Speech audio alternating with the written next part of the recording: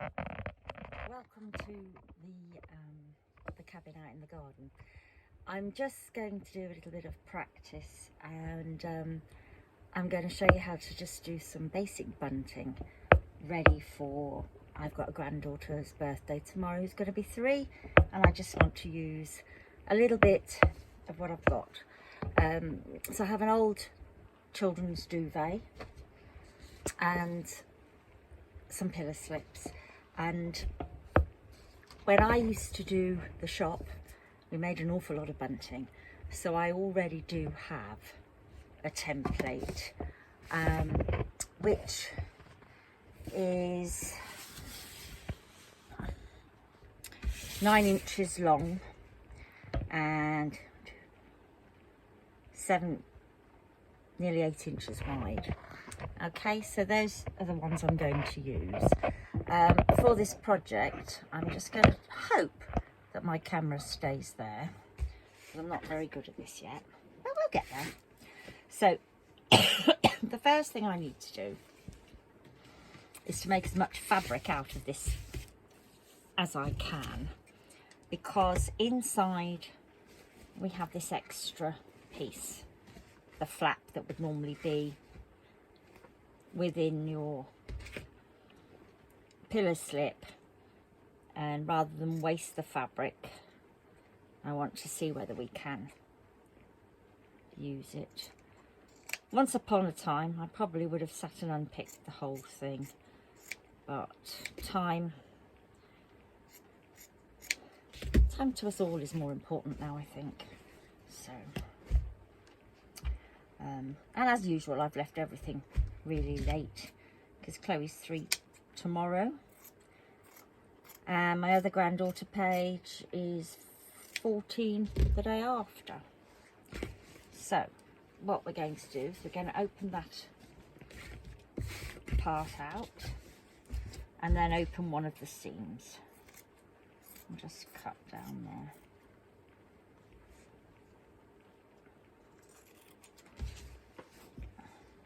So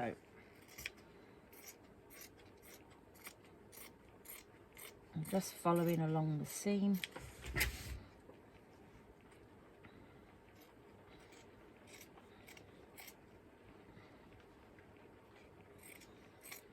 Now this particular pillow slip also has a seam along the bottom, so I'm just going to cut that one.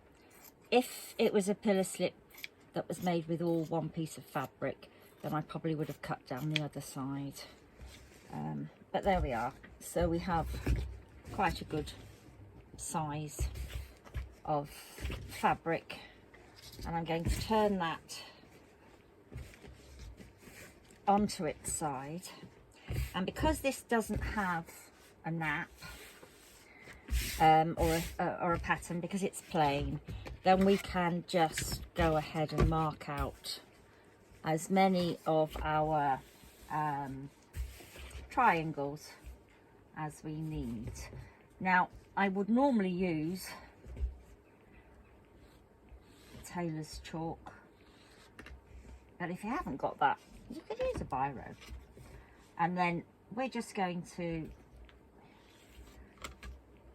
make those. You could draw each triangle, or you could make a template from a cereal box, something like that. Although this one is a little bit more robust because it's made from some hardwood that one of my friend's husbands made me about, I don't know, 7-8 years ago, something like that.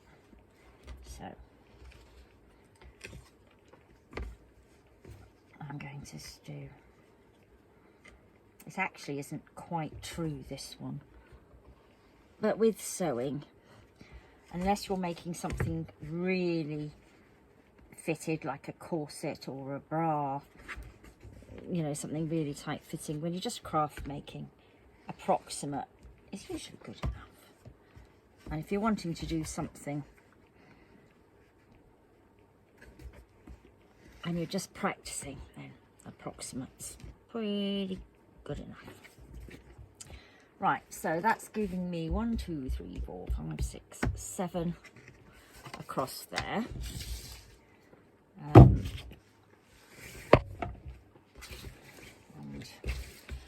my granddaughter is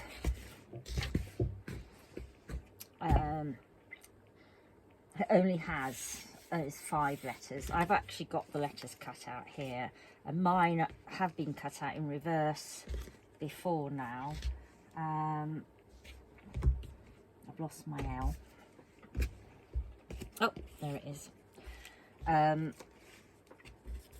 So these are actually back to front. So she's only got 5 letters to her name. So 7 gives us 1 either side, just to balance it out.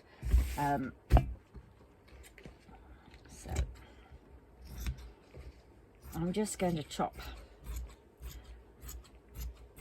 along there first.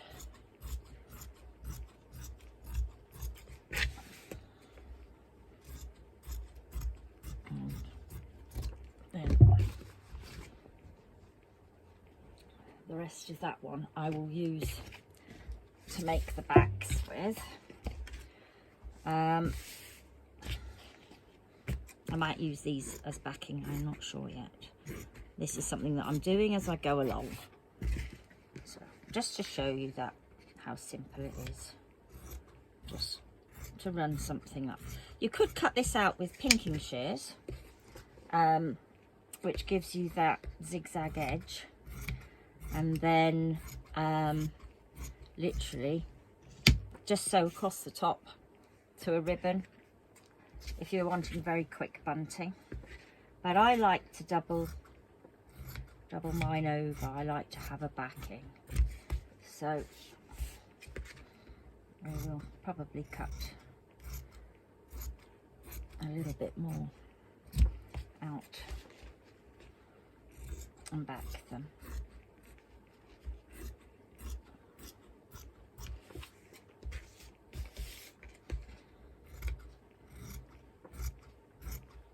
I think this is made from what most people would have lying around, and I must admit I do tend to collect odd pillowcases, charity shops, and now because I'm well known for it, people give them to me as well. Okay, so this little lovely bedtime duvet, on this side it's pretty big, so if we were to cut out the bunting it would be lost. So I'm just going to use the reverse of this one, which has lots of little teddy bears going to sleep. And then I don't want to just do one that says happy birthday, because you only ever get to use it on the day of the birthday. So this is one that can hopefully go in my granddaughter's bedroom, on the wall, or at the end of her bed, or something like that one. I think I made some for the other grandchildren a long time ago, but I don't recall having made one for Chloe.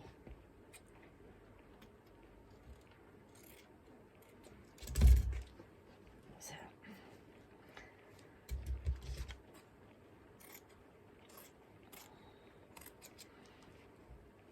I will probably keep the backing of this. It's been washed inside out. It's got lots of bits on it. I'll probably keep the front panel and use that to make something else at a later date.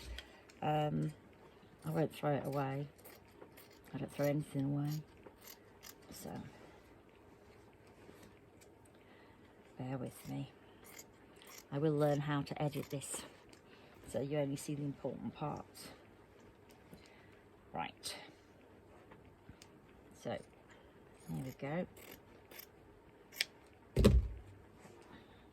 I will leave it attached because you never know what you might want to do with it. And if you're upcycling and recycling, then the fact that you want to use your fabrics to the best you've got, and if we're make, do and make, mend, then we may not have a lot of fabric to start with. And if you're one of your first projects, then finding a duvet or a pillow slip means you don't have to go out and buy things, so you can try before you actually start. So you can see I've just spread that one out. I would possibly have gone and ironed it, but I haven't got the iron set up out here. I've got very limited electricity out here at the moment. So what I'm going to do is I'm just going to use the ones that I've got as templates, and I'm going to just have a go. So I'm going to put the one where she's having a bath, Teddy in the bath,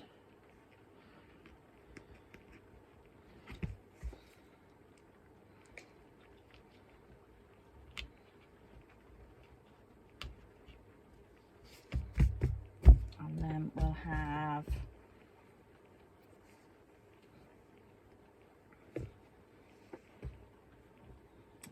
let me see, Teddy cleaning the teeth.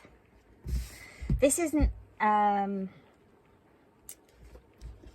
most economical way for using the fabric, but I like, if I have got a motif that can be fairly central, then I kind of like to use it that way. I think I'm just not quite in view, am I? Let me move that out. Okay, so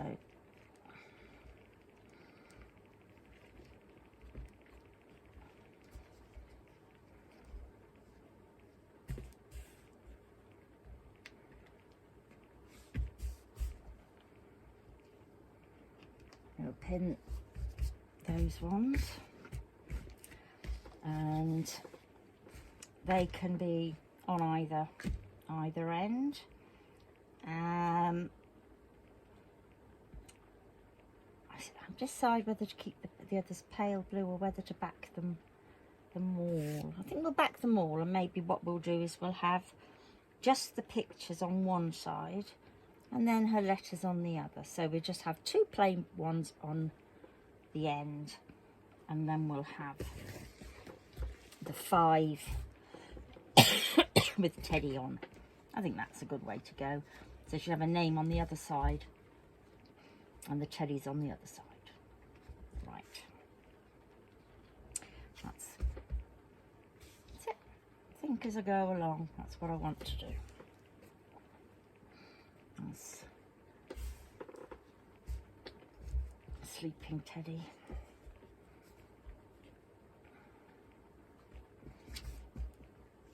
Let's see if we can get a better sleeping teddy bear. We've already got him having a cuppa, cleaning his teeth. So how about Teddy going to bed? Okay.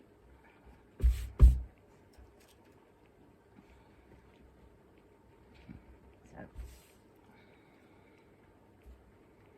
get Teddy coming on there.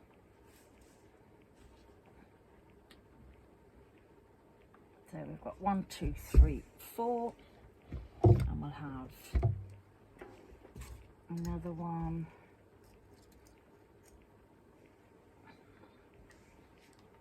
Teddy in the bath. Have we got Teddy in the bath? No, Teddy there. Yes, we've got Teddy in the bath. We've got Teddy going to toys. So we'll just have to have one more. May have to move my bit further over. We've got a picture we haven't used. Yeah, we have Teddy sleeping. This is definitely not an economical way of doing it.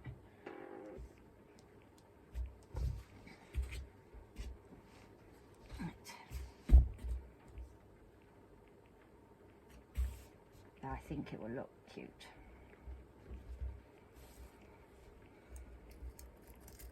probably had this duvet since Paige was little. So she's 14, so it's had a good life.